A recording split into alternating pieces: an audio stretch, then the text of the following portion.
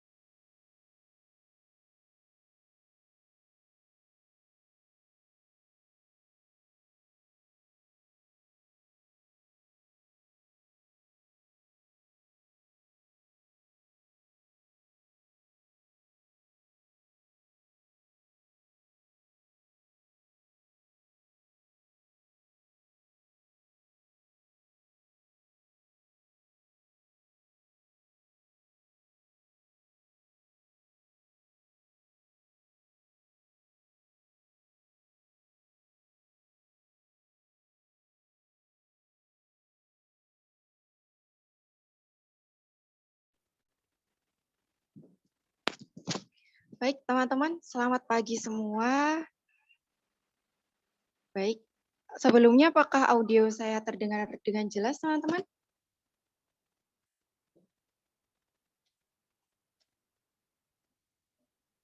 Baik, seperti biasa, tidak untuk mempersingkat waktu, karena memang waktu sudah menunjukkan pukul 10.15. Untuk hari ini, sepertinya sudah kita agendakan akan ada acara bedah bagaimana strategi Jitu untuk mendapatkan band IELTS tinggi langsung dari tutor kami, dari Flip English Pare. Jadi buat teman-teman yang belum tahu, Flip English Pare sendiri merupakan suatu lembaga di mana kalian bisa belajar bahasa Inggris untuk study abroad, bisa untuk TOEFL, IELTS, atau bahkan basic. Kalian ingin mendapatkan skor TOEFL atau IELTS dari basic, bisa banget kalian di Flip English Pare. Dan kami juga membuka berbagai macam program, baik itu online maupun offline.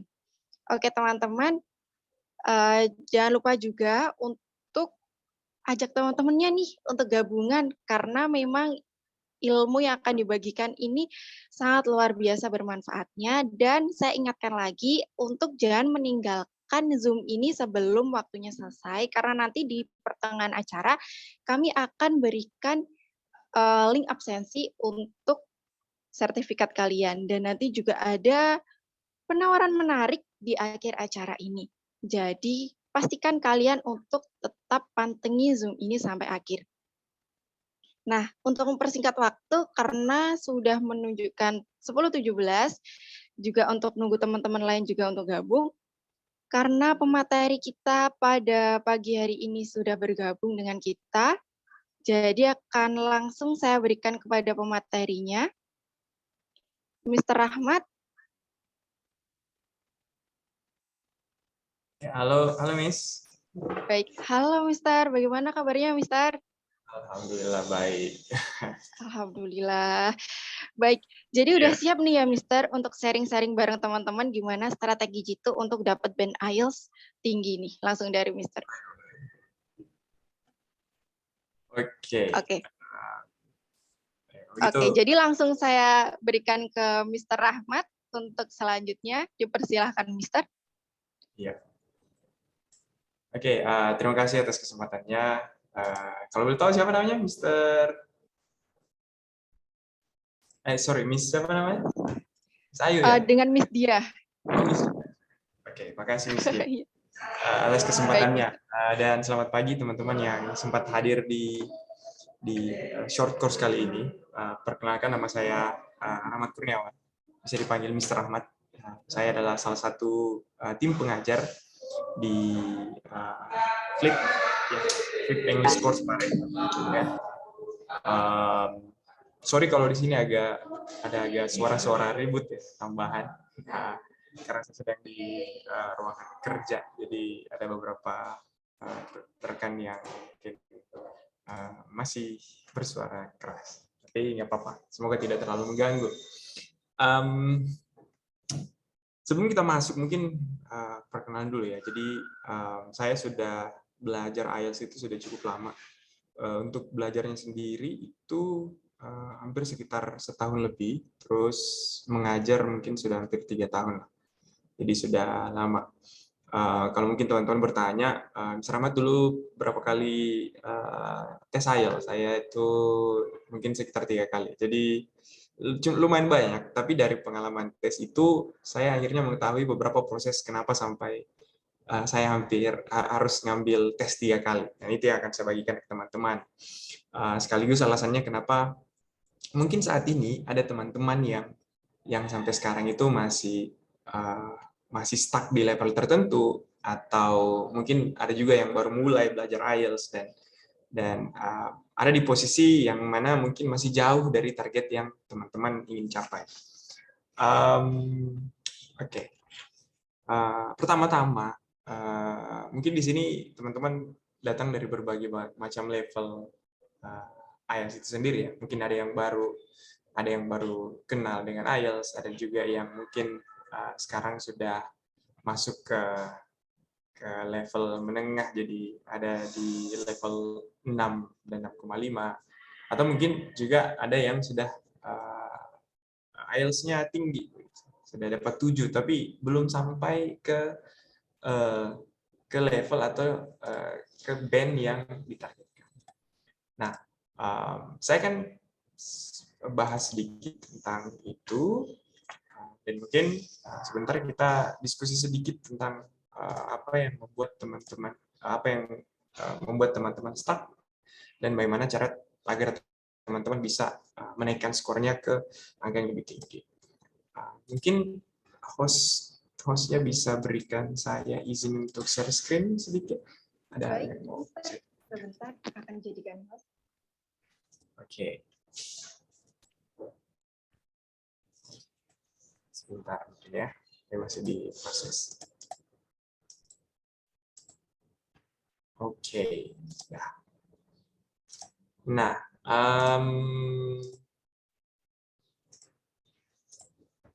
kelihatan nggak teman-teman? PowerPoint-nya. Kelihatan ya? Kalau nggak kelihatan, tolong diberitahukan. Atau sedang proses menampilkan? Oke. Nah, yang pertama sebelum teman-teman,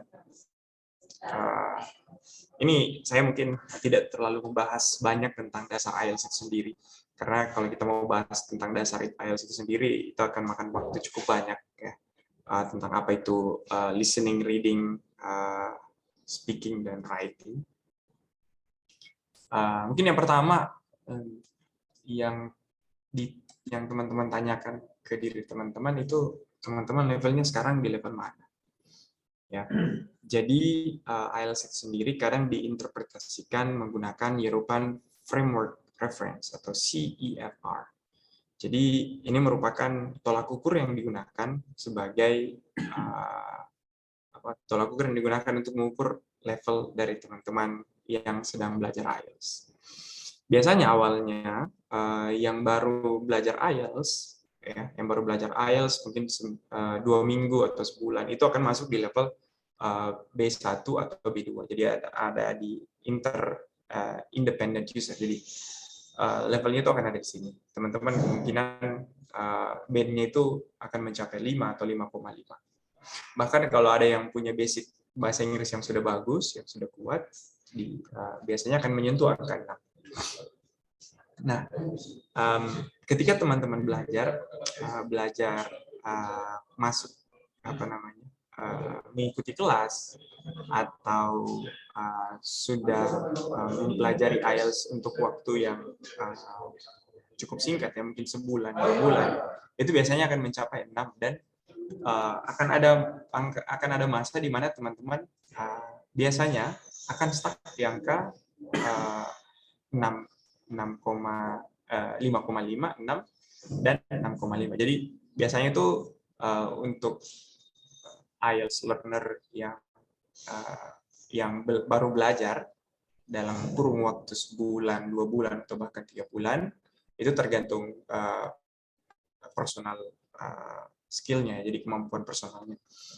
Juga kemampuan menyerap materinya, bagaimana seberapa bagus basic teman-teman terhadap bahasa Inggris itu sendiri. Nah, biasanya itu akan stuck di level B2. Jadi 6, 5,5, dan bahkan 6,5. Nah, kadang ketika teman-teman praktis, ya, mengerjakan IELTS listening, reading, writing, dan speaking, ya, jadi praktis latihan ya. Kadang cara mengukurnya seperti itu. Ada beberapa student yang bertanya ke saya, Mister, bagaimana cara saya melihat prediksi skor saya begitu? Apakah saya hanya dengan 1 kali ujian atau hanya dengan 1 kali praktis tes? Apakah saya bisa bilang bahwa itu sudah menggambarkan kemampuan saya? Jawabannya tidak. Kalau saya itu selalu menyarankan untuk melihat kemampuan teman-teman atau band teman-teman sekarang, itu setidaknya melakukan 3-4 kali tes. Jadi 3 kali praktis tes ya, cari soal Cambridge, silakan dikerjakan 4 kali. Setelah itu overall skornya dirata-ratakan. Jadi tidak mengambil 1 kali tes terus menganggap bahwa ini level saya sekarang. Tidak boleh, karena biasanya nilainya itu akan fluktuatif naik turun sekitar 0,5. Jadi kadang teman-teman dapat 6, besoknya dapat 5,5, kadang juga dapat 6,5, dan kadang bahkan kalau moodnya lagi bagus dan materinya familiar itu kadang dapat 7. Tapi ketika maju ke real test, biasanya nilainya entah jatuh terlalu bawah atau bahkan stuck di nilai 6, seperti itu. Jadi cara melihatnya teman-teman melakukan praktis tes 2-3 kali, ya, bukan 3-4 kali, habis itu teman-teman ini apa? Praktis tes, habis itu bisa melihat merata-rata. Sorry, bukan official test ya. Sorry, maksud saya bukan official test, tapi 3-4 kali itu praktis tes. Praktis tes itu teman-teman ambil soal Cambridge saja. Jadi ambil soal Cambridge, ambil 4 tes ya. Jadi contoh kayak ambil Cambridge 10 lah, Cambridge 10 ya, itu dilakukan selama 3 hari. Jadi 1 hari teman-teman praktis tes sampai 4 kali, habis itu kan ada skornya ya, teman-teman bisa melihat sendiri. Nah, biasanya yang kesulitan untuk dinilai itu speaking dan writing. Makanya ketika teman-teman mengikuti kelas ya, course, mengambil IELTS course, itu bisa dibantu oleh tutornya untuk memberikan personal assessment, jadi penilaian pribadi. Meskipun tidak akurat, tapi setidaknya ada yang membantu teman-teman melihat sejauh mana kesalahan teman-teman atau seberapa bagus performa teman-teman di skill-skill tertentu. Ya, maksud saya bukan official test, sorry, practice test. Jadi praktis saja, jangan ambil official test 3-4 kali. Waduh, itu keuangan langsung jebol ya. Jadi latihan saja 3-4 kali, terus teman-teman rata-ratakan. Jadi nanti dibagi berapa kali teman-teman tes. Nanti itu kelihatan berapa kemungkinan atau prediksi skornya teman-teman. Nah, jadi dilihatnya di karena pernah kejadian seperti ini. Ada sekali murid itu di kelas, dia memang standar ya, skornya itu ada di 6, tapi targetnya memang 6,5. Tiba-tiba dia praktis sekali, itu dapatnya 7. Terus kayak yakin gitu, wah saya yakin nih, saya akan bisa ya kan. Saya pasti bisa nih, terus ambil tes. Ternyata nilainya itu jatuh ke angka 6. Jadi dia tanyakan ke saya, kenapa bisa seperti ini? Saya bilang harusnya dilihat rata-ratanya dari hasil latihannya. Jadi latihan praktis tes, sebutnya praktis tes ya, bukan official tes, praktis tes 4 kali, terus lihat skornya itu ada di range berapa. Nah, pada umumnya teman-teman memang itu akan stuck di angka 6 dan 6,5. Ada beberapa kesalahan biasanya yang membuat teman-teman itu akan bergulir terus di angka 6 sampai 6,5.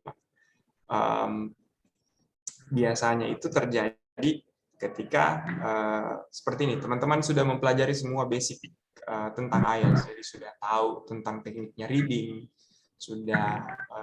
sudah mengenal semua jenis soal dari listening, dan juga sudah paham beberapa jenis soal writing, dan sudah tahu trik dan tips untuk tes speaking. Contoh seperti itu ya.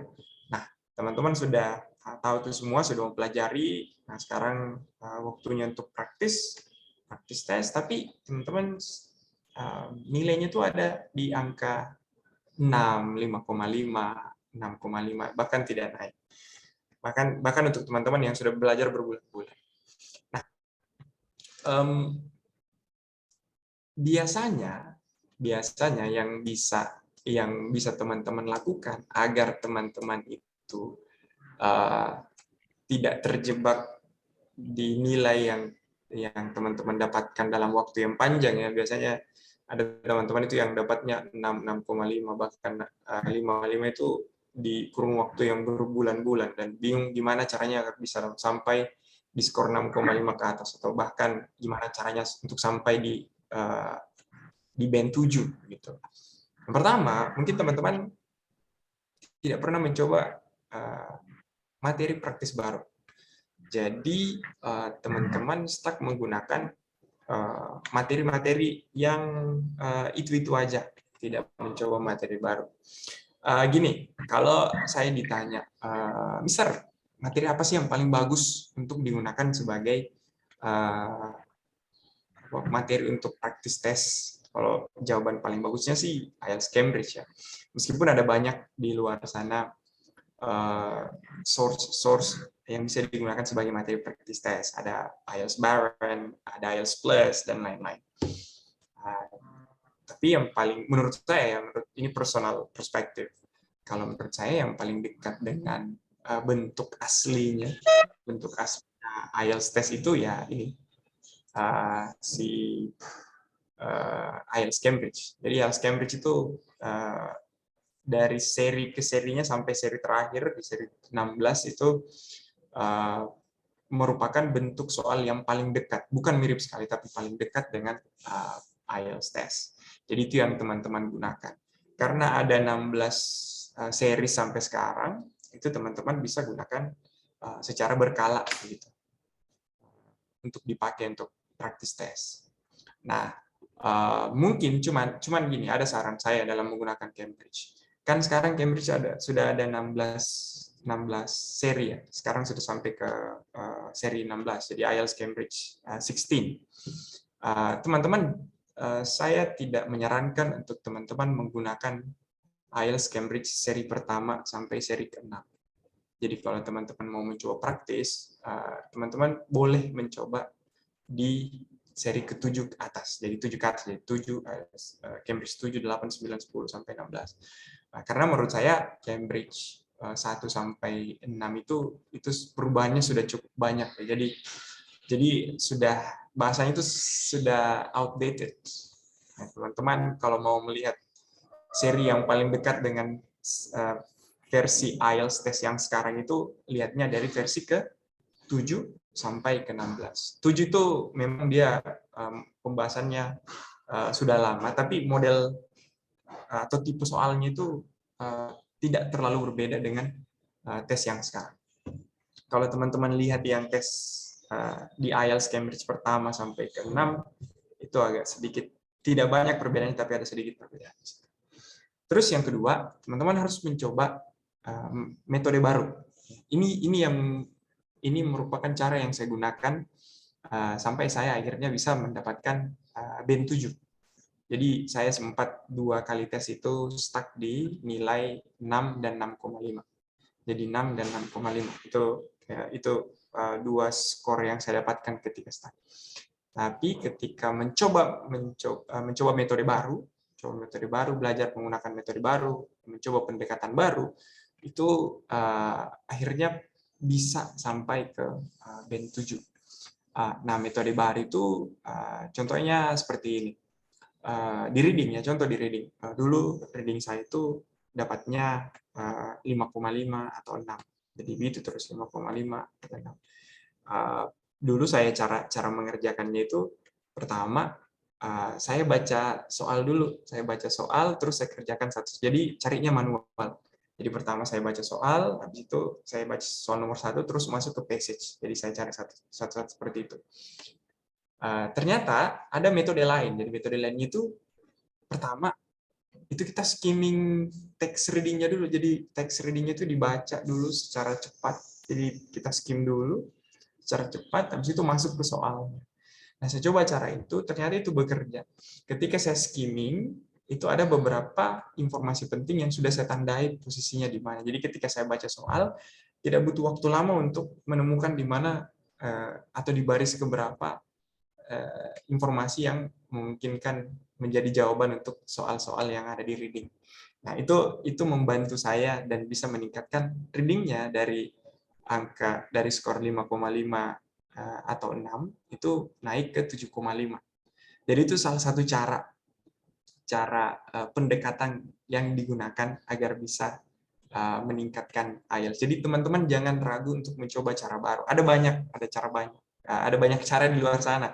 Ya, contoh writing itu sendiri. Writing itu ada yang pendekatannya itu ketika menulis body paragraph, mereka cenderung menggunakan satu supporting statement. Tapi ada cara lain yang dia fokus untuk menekankan bahwa ketika kita memiliki sebuah ide, you have to be able to use or write more than one supporting statement to make your statement clear. Nah, jadi dengan cara itu mungkin teman-teman bisa dapat nilai yang lebih tinggi. Itu khusus untuk writing. Dan banyak lagi. Contoh juga listening. Dulu tuh listening saya fokus dengan pertanyaannya. Saya tidak pernah fokus dengan audionya. Jadi fokus dengan pertanyaannya ya apa yang ditanyakan. Nah, itu yang saya dengarkan. Ternyata ketika saya baca, ketika kita melihat audio dari listening itu punya karakter tersendiri. Jadi kayak di listening section 1 itu teman-teman mendengarkan diskusi dua orang yang memiliki konteks umum atau general. Sementara di section 2 ada satu orang yang memberikan informasi atau mendeskripsikan sesuatu atau memberikan petunjuk tapi dalam konteks casual. Sementara section 3 ada diskusi yang konteksnya itu akademik, dan yang keempat juga ada single lecture, sebutnya lecture, bukan single lecture yang dimana membahas tentang hal-hal akademik. Nah, dari situ teman-teman bisa melatih diri untuk mendengarkan audio-audio yang berhubungan dengan konteks-konteks tersebut. Dan itu bekerja in my case. Jadi ketika saya mencoba mendengarkan audio-audio yang memiliki konteks yang sama, akhirnya ketika mengerjakan soal IELTS listening, ya section 1 sampai section 4, karena sudah terbiasa dan familiar dengan konteks tersebut, bahasa-bahasa yang digunakan itu sudah tidak sulit lagi dicerna. Karena gini, umumnya begini, mungkin teman-teman juga rasakan. Salah satu yang membuat kita salah banyak di listening, ini kita bahas listening sedikit ya, itu karena kadang kita miss dengan informasi yang kita cari. Jadi kita terlalu berfokus kepada informasi yang sebenarnya tidak penting. Padahal informasi yang penting yang merupakan jawaban dari pertanyaannya itu ada di bagian lain yang dimana kita tuh bingung mau pilih yang mana. Tapi kalau teman-teman sudah terbiasa mendengarkan penjelasan yang berhubungan dengan konteks yang sama, itu teman-teman tahu ketika si pembicara melakukan small talk atau masuk ke dalam inti pembahasan, itu ada semua. You will be used to it. Jadi itu salah satu caranya. Try another method. Teman-teman coba pendekatan baru. Yang ketiga, hal yang membuat kita itu sering nilainya itu jebol atau stuck itu karena kita memiliki banyak error, ya. Khususnya di spelling. Spelling itu contoh kalau kita listening ya. Listening itu biasanya jawabannya udah benar, tapi karena kita salah spelling, maka dianggap error. Nah, itu padahal kita sudah mendengarnya, skill-nya itu udah bagus, tapi karena kesalahan-kesalahan kecil atau error-error kecil karena kelebihan huruf atau salah huruf atau kekurangan huruf, makanya dianggap salah. Nah, teman-teman bisa meningkatkan nilainya dengan mereduce error yang teman-teman biasa buat. Jadi latihan spelling. Ketika teman-teman mendengarkan sebuah kata, coba dituliskan, atau teman-teman mendapatkan kata-kata yang baru, latihan dituliskan atau di-spell ya. Entah itu teman-teman nanti mengambil tes yang berbasis paper-based atau computer-based, spelling error itu akan tetap ada. Tapi sebaiknya teman-teman mencoba untuk mereduce supaya nilai teman-teman itu maksimal. Terus selanjutnya grammar, ini yang paling banyak khususnya untuk di writing dan speaking. Grammar itu kalau menurut saya itu a matter of practice. So how often or the frequency of using grammar. Grammar itu bukan seberapa bagus teman-teman memahami tenses ya. Jadi bukan masalah tenses. Kalau tenses itu saya kira hampir semua ya teman-teman yang belajar bahasa Inggris itu akan paham bahwa ada yang namanya simple present, simple past, ada namanya present continuous, ada past continuous dan lain-lain. Tapi ketika disuruh speaking, itu biasanya penggunaannya itu masih kesulitan. Ketika disuruh untuk speaking past, menggunakan past tense, itu biasanya langsung buyar begitu. Entah dia cenderung menggunakan present atau speakingnya, fluency of speakingnya akan menurun karena berpikir terlalu keras menggunakan grammar. Nah, di sini saran yang saya berikan itu harus latihan speaking menggunakan grammar. Jadi Caranya begini, teman-teman ketika speaking itu belajar atau berbicara menggunakan konteks waktu yang berbeda ya. Jadi frame time yang berbeda.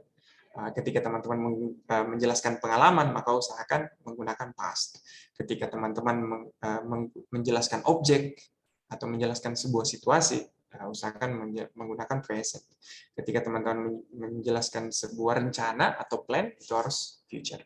Tapi saran saya yang paling bagus ketika latihan grammar, itu harus ada teacher atau tutor yang mendampingi agar bisa langsung dikoreksi.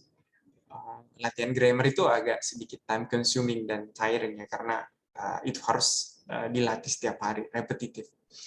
And you have to realize where your weaknesses are. Jadi harus tahu di mana kelemahannya di grammar itu sendiri. Terus di grammar juga ada yang namanya grammar complex sentence. Jadi apakah teman-teman itu sudah bisa mengimplementasikan complex sentence atau tidak? Selama teman-teman hanya menggunakan simple sentence, maka angka 6,5 ke atas itu akan jauh. Tapi teman-teman ketika paham cara menggunakan compound sentence, complex sentence, atau bahkan compound complex sentence, atau bisa menggunakan conditional sentence, nah itu akan memberikan nilai lebih untuk teman-teman. Yang terakhir adalah vocabulary. Vocabulary itu nggak usah yang muluk-muluk, nggak usah yang maksud saya untuk di level teman-teman yang baru ya. Kalau yang sudah lama dan sudah punya banyak vocabulary, that's okay. Itu bahkan poin plus. Tapi kalau yang baru mau belajar, vocab itu bukan tentang ini personal perspektif lagi. Mungkin banyak ada juga yang setuju atau ada yang tidak setuju. Kalau menurut saya vocabulary itu bukan seberapa banyak vocab yang teman-teman punya, tapi seberapa baik teman-teman menggunakan vocabulary itu di momen tertentu dan di konteks yang benar. Karena kadang begini, ada beberapa siswa itu yang punya list vocabulary itu yang sudah bagus, sudah kompleks, sudah advance vocabulary-nya, tapi jarang dipakai. Kenapa? Pertama, tidak tahu kapan menggunakannya. Ya, kapan menggunakannya. Yang kedua, kadang digunakan vocabulary-nya, tapi konteksnya itu salah. Jadi kalau teman-teman tahu lexical resource itu tentang penggunaan vocabulary ya. Itu adalah salah satu penilaian di IELTS sendiri. Lexical resource itu akan menilai seberapa akurat penggunaan vocabulary teman-teman. Saya kasih contoh. Contoh consume dengan eat. Ya.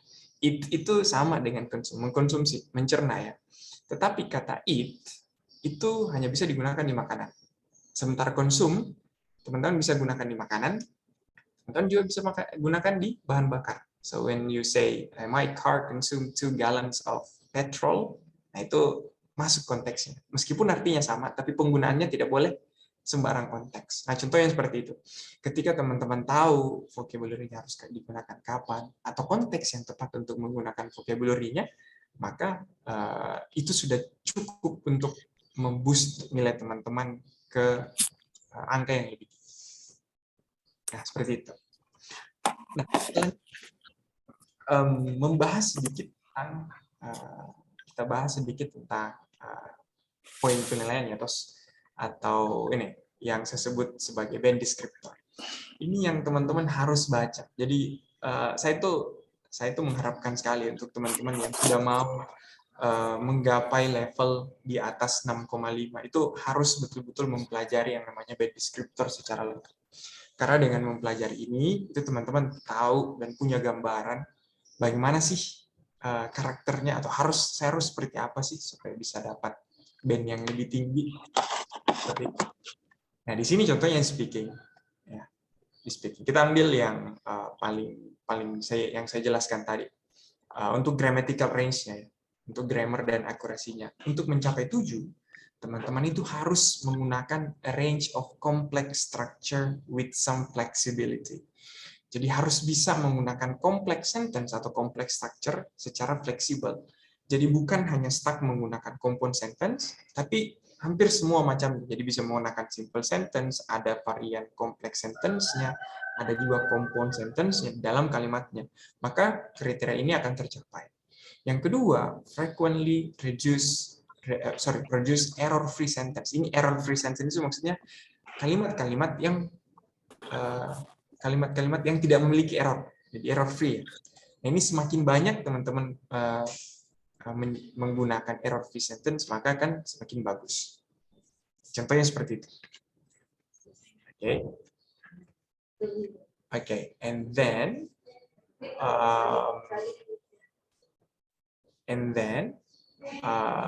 contoh yang lain seperti vocabulary, ya, vocabulary-nya.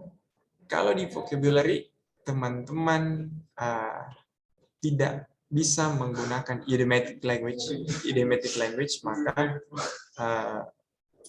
maka teman-teman akan stuck di nilai 6. Karena targetnya untuk mencapai 7 itu adalah harus bisa menggunakan idiomatic vocabulary. Kalau teman-teman lihat ya, kalau teman-teman lihat angka 6 di sini, itu teman-teman tidak disarankan atau belum disarankan untuk menggunakan. Tapi kalau mau sampai di 7 itu teman-teman harus menggunakan use some less common and idiomatic vocabulary and show some awareness of style and communication with some inappropriate choices. Nah, itu salah satu contohnya. Jadi untuk mengetahui karakteristik atau kriterianya, saya harus kayak gimana sih supaya bisa mencapai level yang lebih tinggi untuk satu skill tertentu, maka teman-teman harus lihat ini. Jadi harus melihat karakternya. Mungkin bisa melihat, mungkin teman-teman bisa self reflection dari sini. Kalau melihat, oh kenapa selama ini saya hanya dapat angka 6? Karena mungkin teman-teman hanya menggunakan enough wide vocabulary untuk lexical resource-nya. Jadi tidak begitu luas vocabulary-nya. Vocabulary-nya hanya menggunakan vocabulary yang common yang bisa digunakan di semua konteks. Nah, seperti itu. Selanjutnya untuk writing task 1. Writing task 1 itu seperti teman-teman ketahui ya. Ini tentang how you can make good report. Jadi kalau writing task 1 itu membuat report yang baik, yang mampu menggambarkan semua data atau proses yang ada di dalam soal, dirubah dalam bentuk teks. Nah, seperti itu. Nah, kalau di sini, di writing, itu sebenarnya hampir sama. Cuman di writing itu satu yang berbeda. Kalau di writing ada namanya cohesion dan coherence. Jadi cohesion dan coherence itu ketika teman-teman menulis, logik antara satu kalimat dengan kalimat yang lain itu nyambung. Jadi ide teman-teman itu saling mensupport, tidak ada yang lompat-lompat. Terus untuk di writing task 1, jangan pernah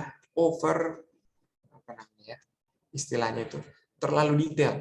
Ya, terlalu detail semua angkanya disebutkan. Jadi teman-teman harus bisa men-summarize. Kalau teman-teman pernah baca soal di writing task 1 itu, teman-teman diminta untuk men-summarize some features and make report when it is related. Jadi kalau teman-teman bisa membuat, membuat comparison when it is relevant. Jadi ketika teman-teman relevan membuat comparison antara satu data dengan yang lain, itu akan bagus untuk writing task 1-nya. Saran saya dibaca untuk band descriptor writing task 1 ini. Itu akan sangat membantu teman-teman. Oke. Selanjutnya, yang terakhir, ini di IELTS Writing Task 2. Di IELTS Writing Task 2 ini, saran saya yang pertama, teman-teman harus kenali semua tipe soal. Jadi tipe soalnya di Writing Task 2, termasuk juga Writing Task 1 ya. Tapi di Writing Task 2 itu agak esensial. Karena banyak terjadi kesalahan menjawab soal, tipe soal. Jadi kan ada di Writing Task 2 itu ada agree disagree. Jadi soalnya to what extent do you agree or disagree? Ada advantages dan disadvantages. Ada discuss both views. Jadi teman-teman diminta untuk mendiskusikan dua pandangan. Dan ada juga yang problem and solution. Jika teman-teman diminta memberikan problem and solution. Jadi umumnya itu ada 4. Nah, biasanya itu yang tertukar. Kadang tertukar itu kalau diminta menjelaskan advantage dan disadvantages. Juga kadang berpikir bahwa mungkin ini agree disagree. Nah, saya kebalik seperti itu. Dan bahkan kalau teman-teman tahu dan pernah belajar, di dalam soal advantage dan disadvantage itu ada beberapa hal yang membuat satu tipe soal dan tipe yang lain itu berbeda. So you have to be careful. Oke. Nah, di dalam soal writing, yang teman-teman harus perhatikan adalah penggunaan bahasanya juga. Di dalam bahasa Inggris itu kita mengenal yang namanya spoken language dan written language. Ketika teman-teman menggunakan spoken language, itu jangan disamakan dengan spoken language. Ketika teman-teman menggunakan spoken language, itu akan ada nuansa-nuansa informal di sana, tapi tetap dalam ruang lingkup akademik ya. Jadi informal tapi akademik. Sementara di dalam konteksnya written language itu semuanya terlihat formal. Jadi nggak ada bahasa-bahasa gaul di dalam, semuanya formal, tidak boleh ada singkatan, tidak boleh ada apa namanya pemendekan kata, semuanya harus ditulis dengan jelas. Nah seperti itu. Nah jadi itu tips dan triknya ya untuk bisa teman-teman mencapai skor yang lebih tinggi atau meningkatkan skor ke level yang lebih tinggi. Kalau teman-teman masih baru belajar, itu saya sarankan untuk mengenal IELTS basic lebih dasar dulu. Jadi mengenal tipe-tipe soalnya seperti apa, beserta pendekatannya di semua tipe. Di semua skill, ada listening, reading, writing, dan speaking. Teman-teman kenali dulu bentuk-bentuk approach-nya seperti apa. Nah, nanti kalau sudah paham itu, baru lihat teman-teman ada di skor berapa sih. Jadi melakukan practice test itu 3-4 kali. Practice test. Terus lihat sekarang skornya ada di mana. Nah, setelah itu, teman-teman mencoba melakukan pendekatan lain. Jadi mencoba melakukan pendekatan lain, atau melihat kesalahan-kesalahan teman-teman ada di mana saja ketika melakukan IELTS test, itu coba diredus ya. Kadang ada yang gengsi kan, biasanya udah lama, udah 4 bulan atau 5 bulan belajar IELTS, terus saya bilang ke dia coba belajar spelling, terus gengsi, wah Mister masa spelling, kan saya sudah 6 bulan belajar IELTS, spelling kan itu untuk latihannya anak-anak baru. Saya bilang, wah ini pendapat begini yang sebenarnya salah. Jadi spelling itu sebenarnya bukan materi ya sebenarnya, tapi itu hal dasar yang harus dipelajari dari awal, karena itu yang akan membantu teman-teman, sangat esensial sebenarnya latihan spelling itu. Contoh juga kayak kalau di listening itu teman-teman spelling number dengan spelling letter, kan itu kan biasanya masih ada teman-teman yang salah ketika mendengarkan ejaan sebuah nama kota atau nama jalan atau nama tempat. Nah itu harus dilatih biar soal-soal yang seperti itu tuh bisa maksimal ya, karena teman-teman pasti tahu bahwa di IELTS itu semua soal itu bernilai sama ya, nilainya 1, tidak ada yang nilainya dapat 2, nilainya dapat 3. Kalau di IELTS itu soal dari nomor 1 sampai nomor 40 itu nilainya 1 ya, semuanya 1 ya. Jadi teman-teman menjawab soal yang susah atau yang gampang tetap nilai 1. Makanya harus dimaksimalkan. Soal yang mudah pun ada kemungkinan salahnya. Makanya teman-teman harus bisa lebih maksimal belajarnya. Mungkin sampai di situ dulu penjelasannya. Kalau ada yang teman-teman yang mau bertanya, mungkin boleh mengajukan pertanyaan atau gimana, bisa dibimbing oleh moderator. Atau ada yang mau bertanya, silakan. Baik, terima kasih Mr. Ahmad sebelumnya. Dan mungkin untuk teman-teman dipersilakan apabila ada yang ingin ditanyakan terkait materi atau sharing juga sangat dibebaskan. Bisa juga langsung untuk open mic, nanti langsung tanya ke Mr. Ahmad juga boleh teman-teman.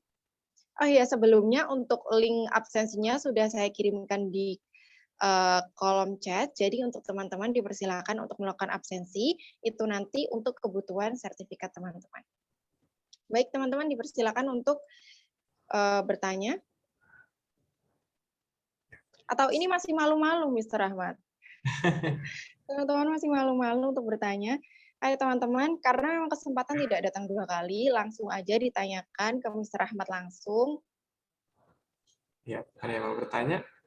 Oke, silakan kalau ada yang mau bertanya. Baik. Atau memang karena penjelasan dari Mr. Ahmad juga sudah sangat jelas, jadi teman-teman ini masih berpikir mau tanya apa nih kira-kira. Oke, kita tunggu dulu.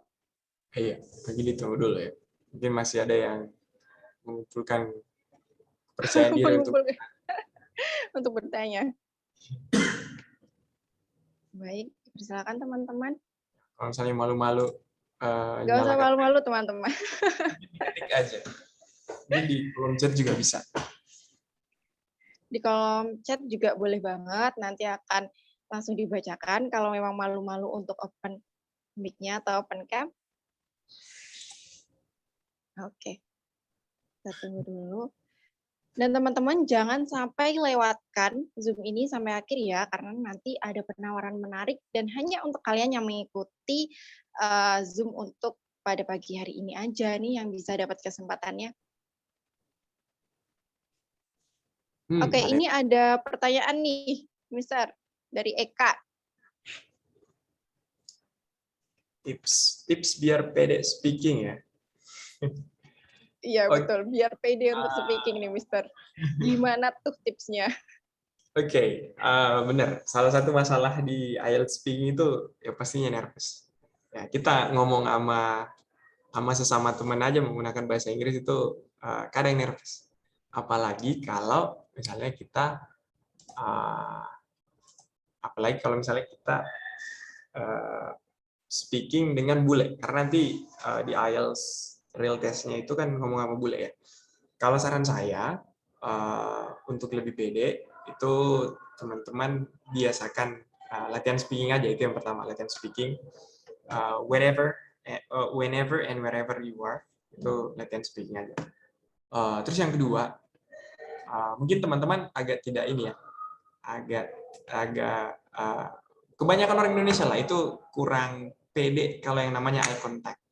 Tapi di luar negeri atau bahkan bule-bule itu senang sekali membuat eye contact, jadi saling menatap mata, eye contact namanya. Ketika berbicara satu dengan orang lain. Jadi latihan teman-teman dari sekarang ketika berbicara dengan orang lain, try to see their eyes. Okay. Kalau misalnya tidak sanggup melihat matanya, lihat jidatnya aja. Itu salah satu contohnya.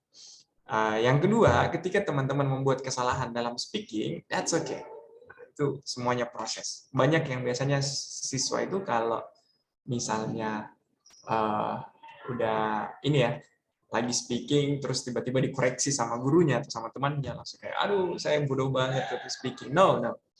Semua orang yang, bahkan saya sendiri itu dulunya orang yang tidak bisa berbicara bahasa Inggris. Jadi kita semua ada di level dimana kita we are nothing to something. Jadi semuanya proses. Yang menjadi catatan untuk teman-teman, setiap kesalahan teman-teman ketika speaking itu harus dicatat baik-baik dan kalau bisa diperbaiki. Oke. Jadi tipsnya adalah latihan speaking dengan teman-temannya. Try to make eye contact. Kalau tidak bisa melihat matanya, lihat jidatnya saja. Tapi coba untuk fokus. Nervous itu pasti ada. Cuman biasanya begini. Nervous itu munculnya di awal. Tapi kalau misalnya sudah kita speaking 2-3 kalimat, ya itu akan lebih pede. Oke, lebih pede. Sarannya saya aja, take a deep breath, pray before you speak di IELTS speaking test. Oke, untuk yang kedua, kalau untuk writing tipsnya gimana, Mister? Biasanya yang sering kehabisan waktu karena mikir mau nulis apa, karena belum dapat idenya. Umumnya itu teman-teman akan diberikan saran untuk brainstorming, karena memang brainstorming itu penting sekali. Brainstorming itu menjaga agar teman-teman itu bisa keep in line atau keep on the track ketika menulis. Karena kadang itu, apalagi yang writing pemula ya, biasanya kalau nulis idenya di awal itu setuju. Kan? Tiba-tiba di tengah jalan berpikir, wah kayaknya lebih seru kalau tidak setuju nih, atau lebih seru kalau in kontras. Kontras dengan ini, dengan pendapatnya. Wah, saya tulis lagi. Jadi berubah. Caranya pertama itu teman-teman mencoba pikirkan ide dasarnya dan bertanya ke diri sendiri. Kalau misalnya teman-teman mendapatkan soal kayak contohnya agree disagree, kalau ditanya kalau misalnya teman-teman memutuskan untuk agree dengan statementnya, terus tanya ke diri sendiri, kenapa sih saya agree. Apa sih yang membuat saya agree? Apa alasannya? Teman-teman tulis alasannya dulu. 2 atau 3 alasan. Nah, nanti ketika teman-teman menulis, jadi setiap teman-teman mau memulai kalimat baru, itu selalu lihat atau selalu kembali preferensinya ke brainstorming-nya. Jadi setiap melihat mau menulis kalimat baru, lihat lagi brainstorming-nya. Apakah masih sesuai, apakah masih dengan konteks yang sama. Karena memang kebanyakan itu bukan bahkan kekurangan ide, tapi kadang kita juga pusing karena kebanyakan ide. Pilihnya gimana? Kalau teman-teman kekurangan ide, teman-teman itu tanya ke diri sendiri. Ya. Memang ada 1-2 situasi yang jarang sekali terjadi, tapi kemungkinannya ada. Ketika teman-teman mendapat soal yang itu betul-betul baru kali ini baru pertama kali dengar, tapi jarang ya. Jarang itu kalau yang seperti itu kayaknya orangnya jarang membaca deh, karena biasanya di IELTS itu soalnya diambil yang memang yang sifatnya general. Tidak spesifik sekali, sifatnya general, meskipun di disiplin yang berbeda tapi sifatnya general. Jadi caranya teman-teman tanyakan diri sendiri, buat brainstorming, usahakan ada brainstormingnya. Dibuat brainstorming idenya untuk paragraf body 1 apa, ide untuk body 2 apa, termasuk example-nya dan supporting statement-nya, teman-teman tulis kasar saja. Nanti kalau teman-teman nulis setiap masuk paragraf baru, setiap masuk kalimat baru, teman-teman lihat lagi agar tidak out of line. Jadi begitu untuk agar menulis itu idenya itu idenya tetap aman. Kehabisan ide itu mungkin tidak ada, kekurangan ide mungkin ya.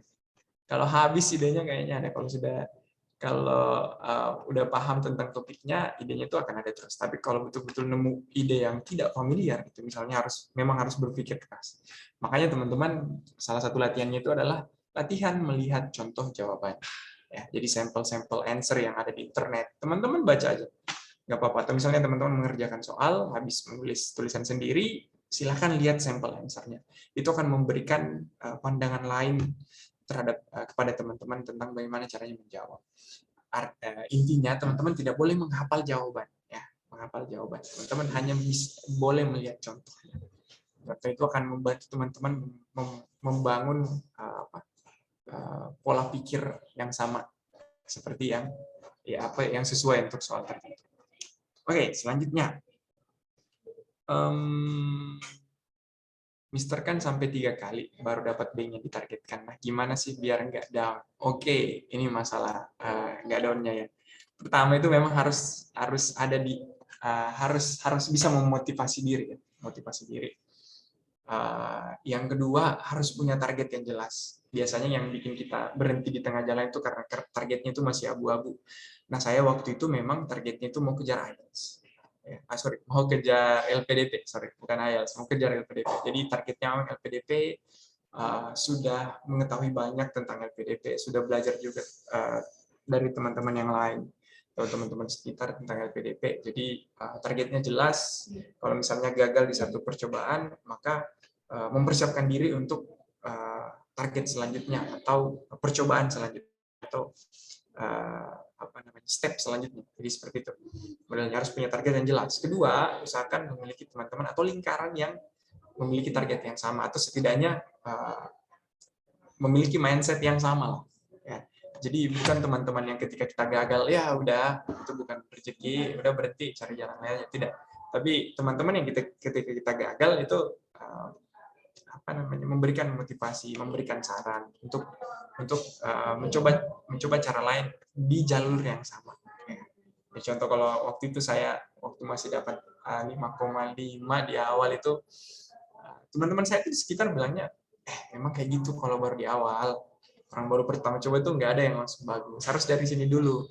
Nah, sekarang kamu harus belajar ini. Nah, kayak gitu. Punya teman-teman yang seperti itu, ada di lingkaran seperti itu, sangat-sangat membantu agar teman-teman tidak ada. Ya. Yang terakhir, kalau mau belajar mandiri IELTS di rumah, mungkin nggak sih, Kak? Kalau berbicara mungkin atau tidak, itu pasti kemungkinan ada. Karena ada beberapa contoh ya, di internet itu banyak orang yang melakukan, yang bisa menggunakan teknik autodidak untuk mendapatkan IELTS tinggi. Cuman begini, tidak semua orang, bahkan saya pikir cuma sebagian kecil ya yang bisa seperti itu. kalau teman-teman mau melakukan atau mau belajar IELTS di rumah itu harus memiliki self motivation yang tinggi. Ya.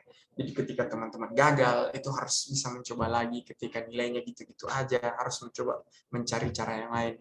Masalahnya, tidak semua orang bisa seperti itu. Saya saja ya, jujur saya saja di awal itu mikirnya seperti itu. Jadi belajar di rumah, ternyata nggak gerak-gerak, malah rebahan aja. Makanya saya waktu itu memilih untuk ke kampung Inggris dan belajar di Nah, di situ tuh kita belajar dengan orang-orang yang memiliki target yang sama. Kita belajar di lingkungan yang semuanya pakai bahasa Inggris, jadi malu kalau tidak belajar. Jadi ada memang orang-orang yang membutuhkan suasana dan tempat yang sesuai agar bisa belajar atau bisa mendapatkan improve di IELTS itu sendiri. Ada juga yang tanpa bantuan orang lain melakukan self study sendiri itu bisa. Tapi teman-teman harus kenali diri sendiri, jangan memaksakan. Kalau memang bukan tipikal orang yang bisa memotivasi diri atau bisa mencari jalan keluar ketika stuck, itu cuma buang-buang waktu. Lebih baik cari kelas atau memutuskan untuk belajar dengan bimbingan tutor yang tepat daripada you just wasting your time.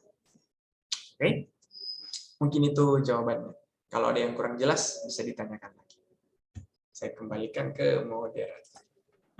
Oke, terima kasih Mr. Ahmad atas jawabannya. Untuk teman-teman, gimana nih jawabannya, udah puas atau ada kurang lagi? Kalau memang ada kurang, dipersilakan untuk tanya lagi. Bebas banget. Kalau kalian mau on cam lalu juga langsung tanya juga dipersilakan banget teman-teman. Jadi jangan malu-malu, nggak usah malu-malu, karena Mr. Ahmad juga akan gigit ya Mr. Ahmad. Ya, ini lagi senang sharing-sharing, makanya bertanya aja. Kita bagi sama-sama. Betul. Oke, teman-teman, mungkin ada yang ditanyakan lagi, sangat dipersilakan. Dari materi juga boleh, dari sharing-sharing teman-teman juga boleh. Oke, kira-kira ada lagi apa enggak? Mungkin ini teman-teman udah jelas banget dari penjelasannya Mr. Ahmad tadi ya. Tadi yang saya sedikit garis bawahi adalah yang pertanyaan terakhir nih, Mister. Terkait bisa nggak sih kita itu belajar mandiri di rumah? Berarti itu kembali lagi ke orangnya juga ya, Mister. Kalau semisal kita belajar di rumah tapi tanpa terarah malah burnout, malah targetnya malah justru nggak akan tergapai-gapai ya, Mister. Stres iya, target nggak dapet iya.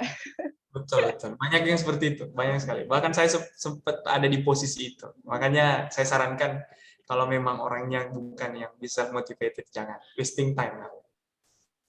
Betul, betul, betul. Malah buang-buang waktu jadinya.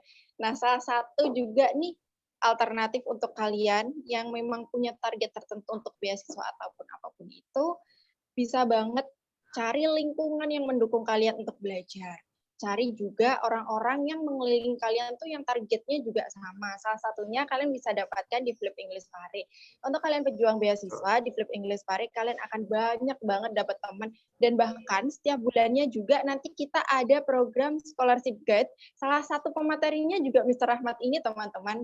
Beliau juga akan sharing-sharing juga terkait bagaimana beasiswa itu sendiri dan bagaimana juga membuat esai ataupun hal-hal lain juga yang menarik untuk kalian simak terkait beasiswa itu sendiri.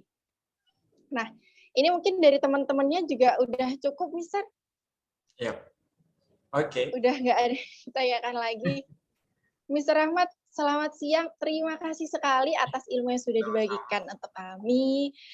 Mungkin di lain kesempatan juga akan berbagi sharing-sharing lagi sama teman-teman terkait IELTS ini. Dan untuk hari ini, terima kasih juga untuk teman-teman yang sudah bergabung, Mr. Rahmat yang sudah sudi meluangkan waktunya untuk kami di tengah-tengah kesibukannya. Juga terima kasih sekali, Mr. Rahmat. Sama-sama. Oke, mungkin akan saya lanjutkan, teman-teman.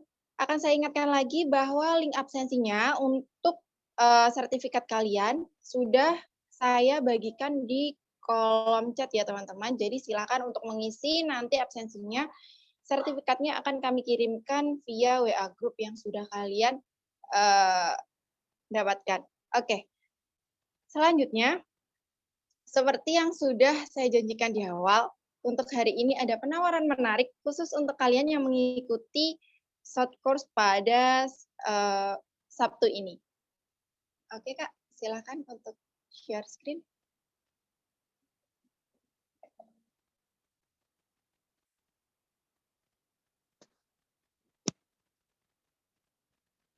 Baik, mohon tunggu sebentar ya teman-teman.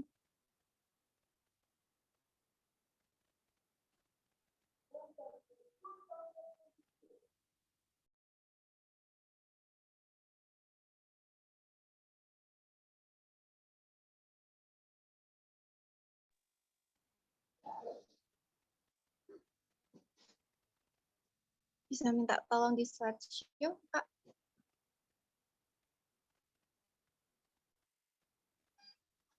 Baik teman-teman, seperti yang sudah dijanjikan sebelumnya tadi, bahwa akan ada penawaran menarik banget untuk kalian, khusus kalian yang hari ini mengikuti program short course dengan Mr. Rahmat. Apakah itu? Nah, ada penawaran menarik banget, dan ini khusus untuk kalian yang melakukan DP untuk hari ini ya teman-teman, di mana ada potongan 50% untuk kalian yang ingin belajar langsung di Flip English Pare, di mana ini mencakup semua program, yakni untuk basic, TOEFL, dan IELTS. Di mana untuk IELTS, untuk harga normal, kalian mendapatkan harga Rp2.000.000 menjadi 1,2 juta aja untuk program basic, TOEFL, maupun IELTS, teman-teman. Dan ini untuk khusus periode 25 Mei ya, teman-teman. Jadi sekarang ini sudah tanggal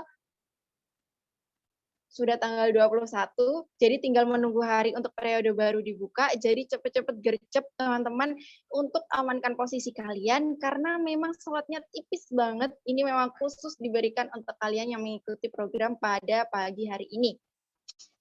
Jadi hanya tinggal 1.200.000 aja, dan kalian juga sudah free camp tentunya teman-teman, dan juga sudah free untuk penjemputan dari stasiun maupun dari bandara. Jadi untuk teman-teman, jadi untuk teman-teman langsung aja kalian bisa dapat t-shirt eksklusif juga, ada progres atau post-testnya, ada free bimbingan beasiswa juga. Nanti salah satu pematerinya adalah Mr. Rahmat. Silahkan untuk teman-teman langsung hubungi admin.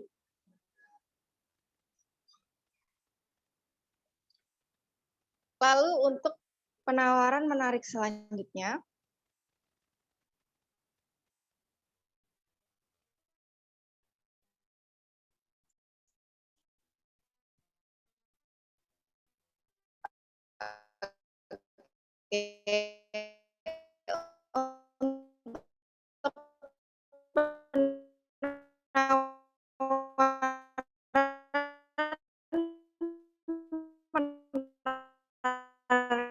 selanjutnya ada merupakan program bulan ini, program bulan kampung Inggris, jadi buat program kalian bisa ini pakai makan dari English Pare untuk ini seperti akun IELTS dan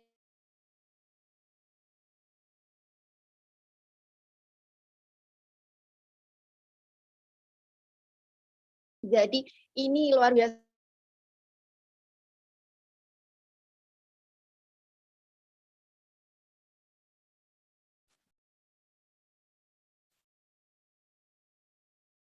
Baik, akan saya lanjutkan. Jadi program ini memang dikhususkan untuk teman-teman yang memang mau kejar skor TOEFL ataupun IELTS dari dasar banget. Dan kalian bisa hanya dengan 3 bulan aja dan mendapatkan fasilitas yang juga luar biasa. Jadi satu kelas itu kita memang fokuskan untuk semi private teman-teman. Kita pasti maksimal hanya memberikan 12 siswa saja dalam satu kelas. Lalu juga pertemuan kita padat karena memang kita ingin intens sekali untuk belajar, sehingga nanti materi yang terserap untuk teman-teman dan targetnya juga akan tergapai dengan mudah. Jadi untuk satu hari nanti teman-teman di sini akan belajar 4-5 kali pertemuan ya teman-teman dalam satu hari. Lalu juga ada English area, ada juga nanti feedback langsung juga dari tutornya, jadi jangan takut. Mungkin ada teman-teman yang nanti takut untuk ketinggalan dari teman yang lainnya proses belajarnya. tidak akan terjadi karena nanti dari tutor sendiri akan langsung evaluasi dan akan memberikan feedback dari kalian. Jadi memang kalian akan dibimbing dari dasar banget sampai benar-benar kalian mendapatkan target yang kalian impikan. Oke teman-teman, saya sampaikan lagi bahwa syaratnya adalah kalian langsung hubungi admin, kalian langsung melakukan DP dulu tanpa harus membayar secara penuh ke admin. Kalau memang belum memiliki nomor admin, kalian bisa DM di IG kami di Flip English Pari. Nah, jadi teman-teman, jangan lewatkan kesempatan emas ini karena memang untuk LPDP gelombang kedua segera dibuka. Dan di sini juga teman-teman berbondong-bondong untuk mempersiapkan diri di LPDP ataupun di beasiswa lainnya yang memang siap untuk buka. Jadi untuk teman-teman jangan sampai ketinggalan, langsung saja chat admin, amankan posisi kalian untuk menjadi salah satu awardee beasiswa di tahun ini. Oke, mungkin cukup dari kami untuk siang hari ini. Jangan lupa juga untuk selalu mengikuti program-program kami yang tentunya sangat bermanfaat teman-teman. Dan saya juga sampaikan di Instagram kami di setiap hari Jumat kami akan ngobrol seru bareng awardee baik itu LPDP ataupun beasiswa bergengsi lainnya. Jadi buat kalian yang ingin sharing-sharing terkait beasiswa, pantengin terus IG-nya dan jangan lupa untuk follow. Baik, sekian dari kami. Terima kasih atas gabungannya teman-teman. Semoga ilmunya bermanfaat dan sampai jumpa di lain kesempatan. Terima kasih.